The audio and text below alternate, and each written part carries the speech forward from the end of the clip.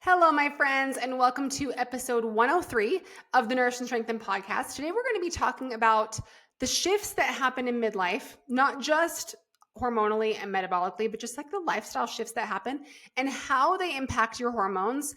And we're going to also talk about three specific shifts that you need to make sure you make in your approach to fitness, health, weight loss because of our changing hormones. Okay. So, midlife, it's full of shifts, right? Your kids don't need you in the same way anymore. Your career might be changing. Maybe you're asking yourself, like, is this really what I want to be doing in life right now, right? Your relationships evolve. And let's be honest, your body, it starts showing up a little bit differently too, right? So today we're talking about all these shifts and how these changes are going to affect your emotions, your hormones, your metabolism, and then ultimately your health, okay? So let's go ahead and jump right in. So I thought of four really common midlife shifts. Okay. And if there's more, I'd love to hear. I'd love to hear more what you're going through. So one is the dynamics in our families, right? If you've got kids, your kids are getting older. You may have little kids too as you approach midlife, but oftentimes your kids are getting older. Maybe they're leaving the house. It's a great time, right? You're so proud of them, but it's also so hard. It's funny.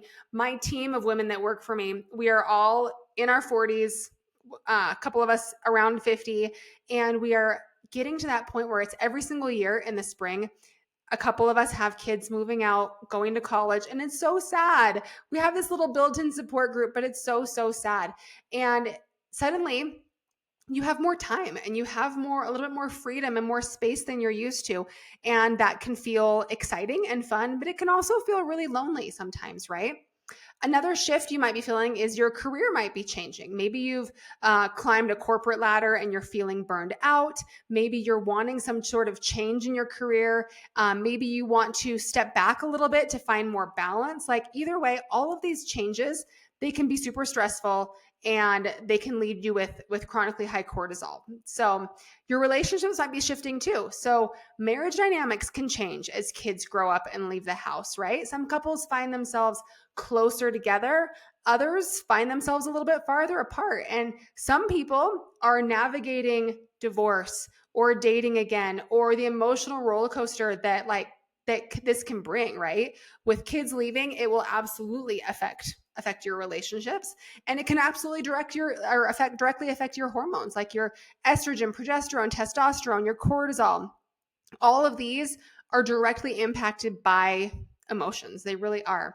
And then there's the identity shift. It's like, who am I now? For so many years, you might have defined yourself by being the mom of younger kids or hustling in your career, or maybe you have a house full of kids and you're used to driving them around to sports and different activities, but now they drive themselves. And you might be feeling like, okay, I have all this extra time now, but what am I going to do with it? Like, who am I? Right? There's a shift.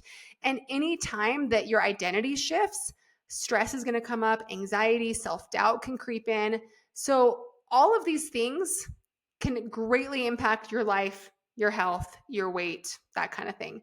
And because these shifts are not just emotional, they're actually physiological too, because when your stress goes up, cortisol rises. When your sleep gets disrupted, estrogen and progesterone can get out of balance. When your routine changes, your blood sugar, your metabolism, even your digestion can shift a little bit as well. So, as you've been going through this stage of life, if you feel like you have noticed weight gain, maybe low energy, maybe mood swings, bloating, it's not just about getting older. It is about the way that you're experiencing life and these stressors and hormone changes that are all coming at you in midlife. And all these changes can be really, really hard. So let's break down a couple of them here and talk about really how they impact your hormones. Okay. So first one, becoming an empty nester, kids growing up. Like I said, it can bring freedom, but also it can bring sadness and loneliness, right? Which can lead to more emotional eating. It can lead to more nights, or maybe you're, having a bit more treats or more alcohol than usual. And even just disruptive routines that can lead to weight gain, higher cortisol, insulin resistance can be at play here as well. With career changes, maybe you're getting promotions, maybe you're being laid off, maybe you're starting a new business. These career shifts can also really, really drive high cortisol, high stress, poor sleep, maybe skipping meals, which can affect your metabolism and your hormones, that sort of thing. Transitions in your relationship. So maybe you're growing apart with your spouse, or you're reconnecting, or you're navigating, life as a single mom with kids leaving the house. All of these things can bring some major emotional highs and lows, right? And estrogen, testosterone, progesterone, all of these shifts will affect your intimacy, your confidence, and really just how you feel in your own skin. Now, the identity shifts one, this one can be a little sneaky, because when you're questioning like who you are, what your purpose is, it can be a stressful experience. And so when you're feeling kind of off in your identity and your purpose, it's easy to really disconnect from healthy habits, which is just going to spiral you into making more choices that don't really align with who you want to be, right?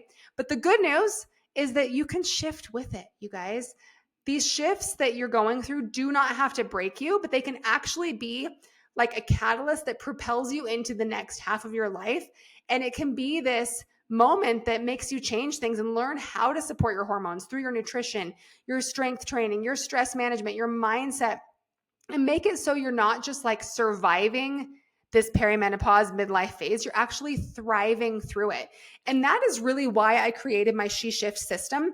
It's not just about losing weight, right? It's about helping you navigate all of these shifts with confidence, energy, and balance, and really shifting your strategy so you can show up as like the strongest, most confident version of yourself.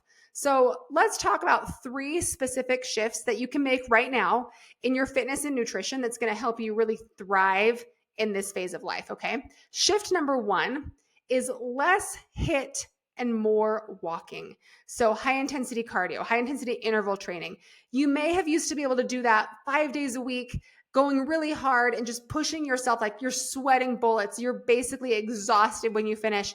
That might have worked for you in your 20s and early 30s. But in perimenopause, it can spike cortisol. And if your cortisol is spiking too much like that too often, it can actually lead to chronically high cortisol, which is going to make weight loss even harder. So that doesn't mean that you can't do any cardio or have to cut way back on your exercise. It just means being strategic about it. And something I want you to do instead is adding in daily walking. So aim for 8 to 10,000 steps if you can. If that's way far off, try tracking what you're currently at and increasing that target by 1 to 2,000. Okay. Once that becomes easy, increase it by 1 to 2,000 more. Okay. And take that hit and maybe save it for once or twice a week max. So it's not cutting it out if you love it. It's just a shift, a swap from less HIIT to more walking. Okay. Shift number 2, focus on more protein. Most women over 40 are totally under eating protein. Now, protein is not just for bodybuilders. It's not just for building muscle. It's also going to stabilize your blood sugar. It's going to help you stay full. It's going to protect your metabolism as estrogen declines in midlife. Okay. So I want you to aim for at least 100 grams of protein or more to have throughout your day, spread evenly throughout your meals. All right. And shift number 3 is strength training is better than cardio. Okay. So instead of logging hours in your runs or signing up for a marathon or a half marathon because you want to lose 5 or 10 pounds, focus on picking up the weights, the heavy weights that actually challenge you. If you can chit chat with your girlfriend during your weight training, it's not heavy enough. Okay. Strength training is going to build muscle. It's going to boost metabolism. It's going to boost testosterone for as long as your body is producing it. It's going to help with insulin sensitivity. It's going to help keeping your bones strong. And you don't need a ton of time. Okay. 3 to 4 really focused sessions, 35, 40 minutes is plenty a week. Okay. 3 to 4 sessions a week. That's plenty. All right.